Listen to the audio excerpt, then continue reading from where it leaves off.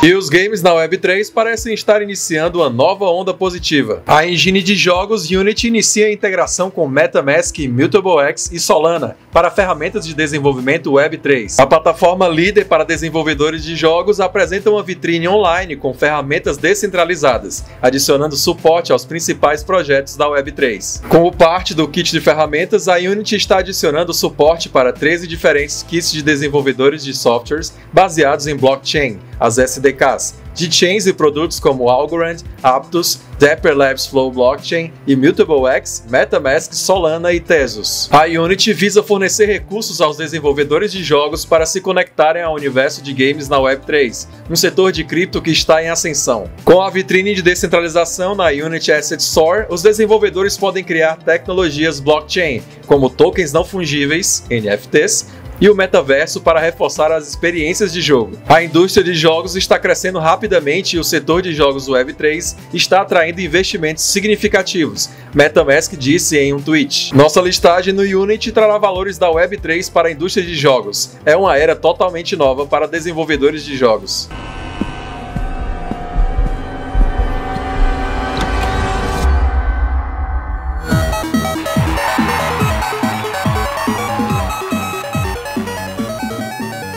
Outra gigante do mercado está adotando a Web3. Um ponto de vista otimista da Secret Network por seu fundador, Gaisis. Esse movimento é maior que a Web3. Temos a melhor chance de orientar essas grandes empresas na direção certa. Precisamos oferecer melhores incentivos para proteger a privacidade do usuário. Until I think a few years ago, there were not really big incentives for big corporations like Google and others to change the ways. I think that is slightly shifting, not enough. It's like baby steps, but like whether it's regulation, whether it's Web3, whether it's like all these privacy enhancing technologies that were sci-fi until a decade ago, but are actually becoming realistic and practical in these days. Even companies like Google are putting a lot of research and then turning that into production effort into privacy preserving technologies. So, and I do think this whole privacy preserving, confidential computing, you know, whatever you want to call it, movement goes bigger than just Web3. It goes back to Web2. But I think Web3 just has the let's say, we have the best chance and most likelihood to basically steer those big companies in the right direction, because without that they're not incentivized to do it. A Polygon Studios mudou seu nome para Polygon Gaming, basicamente um rebrand completo para se concentrar apenas nos jogos. Aconteceu tão suavemente que você provavelmente nem viu. Confie, todo mundo sabe que os jogos são o condutor da adoção em massa da Web3. Interessante que isso aconteça na mesma época em que a Coinbase lança o Base L2. Não estou dizendo que os eventos têm interconectividade, mas você pode ver visivelmente uma corrida entre duas potências começando. O L2 da Coinbase atacará o mesmo mercado que a Polygon. Ambas as empresas estão se posicionando de acordo. E para explicar o que é Base, o pessoal da Finematics fez um vídeo. Base is a recently announced Ethereum L2 built by the Coinbase team. Similarly to other L2s, Base is a separate chain that extends Ethereum and inherits its security guarantees. This allows for scaling Ethereum by creating a low-cost environment able to accommodate new users. Base is built on Optimism's open-source OP stack. OP stack is the standardized, shared and open-source development stack that powers Optimism and is maintained by the Optimism Collective. Building on the OP stack means that Base is creating a specific type of L2 called an optimistic rollup. Optimistic rollups execute transactions outside Ethereum but post transaction data to the Ethereum mainnet. Optimistic rollups are considered optimistic because they assume transactions posted to Ethereum are valid. In cases where transactions are not calculated correctly, optimistic rollups rely on a fraud-proving scheme. Já a Arbitrum superou o Ethereum em volume de negociações.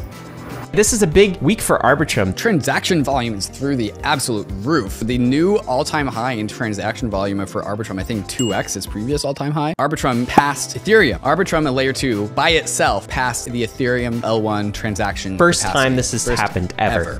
E a Monero, que seria uma das criptos mais fortes em privacidade, aparentemente também pode ser rastreada.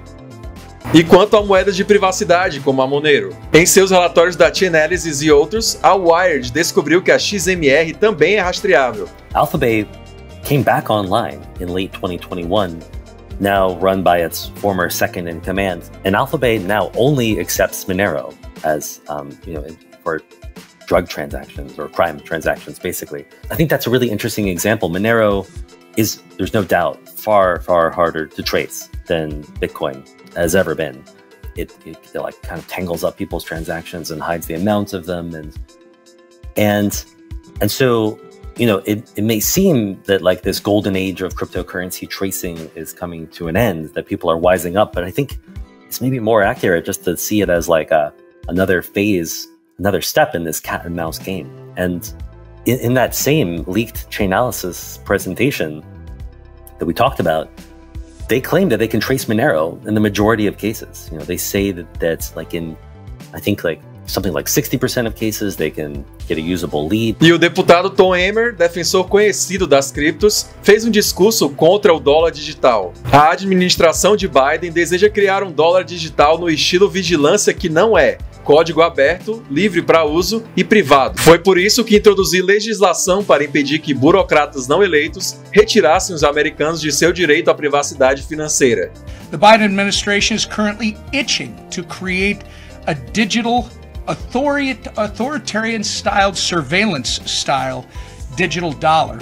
And through an executive order, they are pursuing analysis on a retail CBDC that would not be open, permissionless, or private. In fact, it would be ridden with significant risk to Americans' privacy, security, financial inclusion, and a whole lot more. This kind of digital currency would give the federal government access to and control over literally every financial transaction conducted by Americans. That's why I, along with a number of my colleagues, introduced the CBDC Anti-Surveillance State Act. E por hoje é isso, pessoal. Deixa o like, se inscreve, comenta, compartilha. E a gente se vê no próximo. Valeu! だがなおとはたとえどんなことがあっても自分が軌道掲示基盤であると名乗ることはできないのだ。